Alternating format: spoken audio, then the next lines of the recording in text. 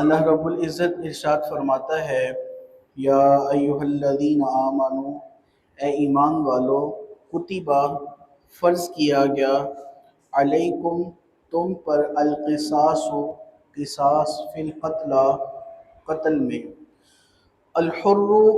بالحر آزاد کے بدلے آزاد، والعبد بالعبد غلام کے بدلے میں غلام، والانثى بالانثى اور عورت کے بدلے میں عورت، فمن عفی لہ من اخیہ شیء تو جس کے لیے اس کا بھائی کچھ معافی کر دے، فاتباع بالمعروف تو اسے چاہیے اچھے طریقے سے مطالبہ کریں، وَأَدَاءٌ إِلَيْهِ بِإِحْسَان اور دینے والے کو چاہیے وہ ادائیگی احسان کے ساتھ کرے، ذَلِكَ یہ تخفیف ہلکا ہے، کمی ہے، من ربکم تمہارے رب کی طرف سے، ورحمہ اور رحمت ہے، فمن اعتدی پس جو حد سے بڑھا، بعد ذالک اس کے بعد، فلہ عذاب علیم تو اس کے لیے دردناک عذاب ہے۔ عزیزان گرامی قدر، اس آیت مبارکہ میں اللہ رب العزت نے قصاص کا بدلہ، قتل کا بدلہ، قصاص جسے کہا جاتا ہے، اس کو فرض بیان کیا ہے۔ اس آیت مبارکہ کا شان نزول یہ ہے کہ اوس اور خزرج یہ دو قبیلے تھے، ان کے درمیان باہمی اختلافات تھے اور باہمی دشمنی تھی، عداوت تھی، جو بہت عروج پکڑ چکی تھی، یہاں تک کہ ان کے ہاں اگر کسی ایک کو مارا جاتا، ایک قبیلے کا ایک بندہ، تو دوسرے قبیلے والے اگلے قبیلے کے دو بندوں کو قتل کرتے، دو بندوں کو مارتے۔ اگر ایک قبیلے کی عورت کو قتل کیا جاتا تو وہ اس کے مقابلے میں دو مردوں کو قتل کرتے۔ اگر غلام قتل کیا جاتا تو وہ غلام کے بدلے میں بجائے اس کے کہ غلام کو قتل کریں، وہ اس قبیلے کے سرداروں کو قتل کرتے۔ یہ سلسلہ تھا۔ پیارے کریم آقا علیہ الصلوۃ والسلام کی بارگاہ میں یہ سوال کیا گیا تو یہ آیت مبارکہ نازل ہوئی، فرمایا کہ قصاص یہ فرض ہے، بدلہ لینا قتل کا یہ فرض ہے، لیکن انداز کیا ہے، اللہ کا حکم کیا ہے، الحر بالحر آزاد کے بدلے میں آزاد کو ہی قتل کرنا ہے، غلام کو نہیں، والعبد بالعبد اور غلام کے بدلے میں غلام ہے، والانثى بالانثى اور عورت کے بدلے میں عورت ہے، عورت کے بدلے میں مرد نہیں ہے۔ اس آیت مبارکہ میں دو حکم بیک وقت اللہ نے بیان کیے، ایک حکم قصاص کا اور دوسرا معافی کا۔ قصاص لینا فرض ہے، اگر کوئی بھائی جو مقتول کا وارث ہے وہ قاتلین میں سے ان کو معاف کر دیتا ہے تو پھر یہ کہ وہ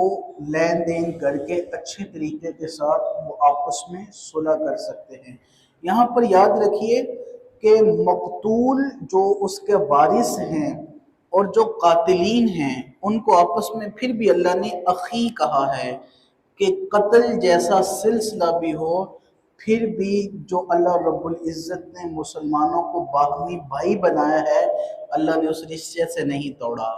وہ رشتہ ابھی بھی قائم ہے، اخوت بھائی چارے والا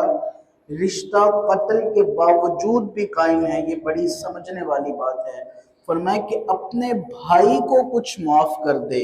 حالانکہ یہاں پر یہ لفظ نہ ہوتا تو مطالبہ ٹھیک تھا، کیونکہ ظاہر سی بات ہے وہ قاتل ہیں، لیکن باوجود اس کے اللہ رب العزت نے ان کو بھائی کہا، تو پتہ چلا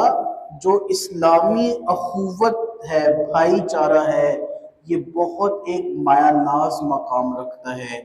قاتل اور مقتول کے درمیان سلسلہ ہو جانے کے بعد بھی جو مسلمان ہیں وہ آپس میں بھائی ہی رہتے ہیں اور ان کو بھائی چارے کے ساتھ ہی پیش آنا چاہیے۔ تو اگر جو مقتول اس کے وارث اور قاتل آپس میں کسی رقم پر وہ متفق ہو جائیں تو پھر حکم یہ ہے کہ وہ اچھے طریقے سے ان سے رقم کا مطالبہ کریں، اور جو قاتلین ہیں وہ اچھے طریقے سے ان کو رقم کی ادائیگی کر دیں، تو پھر قصاص جو ہے وہ موقوف ہو جائے گا اور جو بدلہ ہے رقم جو ہے یہ اس پر واجب ہو جائے گی۔ اس میں دوسرا حکم یہ بیان کیا گیا ہے۔ اور پھر آخر میں آیت مبارکہ کے بیان کیا گیا ہے فَمَنِ اعْتَدَىٰ بَعْدَ ذَٰلِکَ، جو اس کے بعد حد سے آگے بڑھے، فَلَهُ عَذَابٌ أَلِيمٌ، تو اس کے لیے دردناک عذاب ہے۔ پھر اگلی آیت مبارکہ بالکل مختصر سی، اللہ رب العزت نے ارشاد فرمایا وَلَكُمْ فِي الْقِصَاصِ، اور تمہارے لیے قصاص میں حیات زندگی ہے، یا اولی الالباب، اے عقل والو، لعلکم تتقون، تاکہ تم بچو۔ یہ آیت مبارکہ ضروری ہے کہ ہمارے حکمرانان وقت جو ہیں، ہمارے عدلیہ کی سیٹ پر براجمان جو احباب ہیں، وہ اس آیت کے مصداق کو سمجھیں کہ فرمایا کہ وَلَكُمْ فِي الْقِصَاصِ حَیَاتٌ، قصاص میں زندگی ہے اے عقل والو، لعلکم تتقون، تاکہ تم بچو۔ اگر ہمارے ملک میں اسلامی قوانین کا نفاذ ہو اور فوراً جو مجرم ہے اس کو سزا ملنے کا سلسلہ ہو،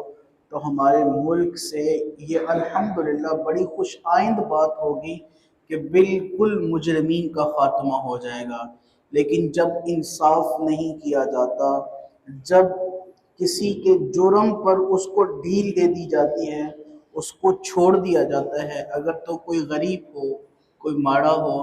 تو اس سے بدلہ لے لیا جاتا ہے، اور اگر کوئی اچھے اثر و رسوخ رکھتا ہے تو پھر اس کے لیے ہیلے بہانے بنا کر کے اس کو چھوڑ دیا جاتا ہے، تو یہ ملک کی بدترین جو ہے وہ ملک زوال کا شکار ہو جاتا ہے۔ جن ملکوں میں، جن قوموں میں سزاؤں کا ارتکاب کیا جاتا ہے، آج بھی آپ معائنہ کر لیجئے وہ ملک جرموں سے پاک ہے۔ اور جن ملکوں میں، جن قوموں میں مجرمین کو ان کی رسی کو ڈھیلے چھوڑ دیا جاتا ہے، پھر آپ دیکھ لیں، زیادہ بتانے کی بات نہیں ہے، پھر وہاں کیسے قتل و غارت کا ماحول گرم ہوتا ہے۔ اور یہاں تک کہ ایک اور بات میں شامل کروں گا، ہمارے ہاں ایک اور نظام بھی بڑا رائج ہے، ہماری قوم، ہماری عوام، وہ بھی بہت ناجائز ہاتھ کھولنے میں شیر ہے۔ جب کوئی مجرم جرم کرتا ہے تو لوگوں کو یہ حق بالکل حاصل نہیں ہے کہ وہ اس کو پکڑ کر کے اس کو فوراً سزا دیں۔ اب یہ رات کی ایک ویڈیو سامنے سے گزری کہ ایک صاحب جو ٹرک ڈرائیور تھے غالباً، تو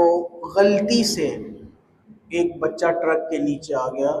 تو لوگوں نے اس کو ٹرک سے نیچے اتارا اور پتھر مار مار کے اس کے سر میں اس کو بھی مار دیا۔ میرے عزیز، یہ قوم کو یہ حق حاصل نہیں ہے، یہ عدالت اور حکومت وقت کا سلسلہ ہے، وہ کر سکتے ہیں، قوم کو ایسے کرنے کی اجازت نہیں ہے۔ تو قوم بھی اس معاملے میں احتیاط برتیں۔ چوک چوراہے میں کوئی صاحب کسی کو کہہ دے جی پکڑ لو اس کو، مارو دھاڑو، تو کوئی صاحب اس کی تحقیق نہیں کرتا، بلکہ فوراً مار مار کر کے کئی ایسے کیس دیکھنے میں آئے ہیں کہ بیچارے اس صاحب کو مار دیا جاتا ہے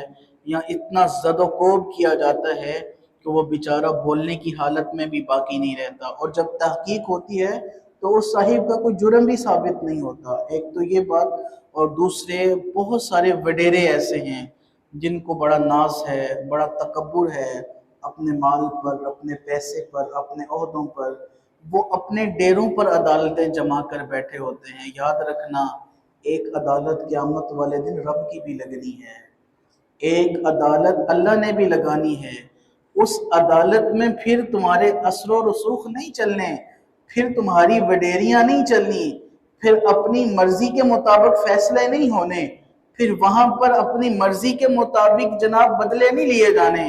وہاں تو پھر اللہ نے جو عدالت قائم کرنی ہے، اعضائے بدنی بول اٹھیں گے، ہاتھ بولیں گے، پاؤں بولیں گے، یہ زبان بھی بولے گی۔ اس اللہ کی عدالت سے ڈرو،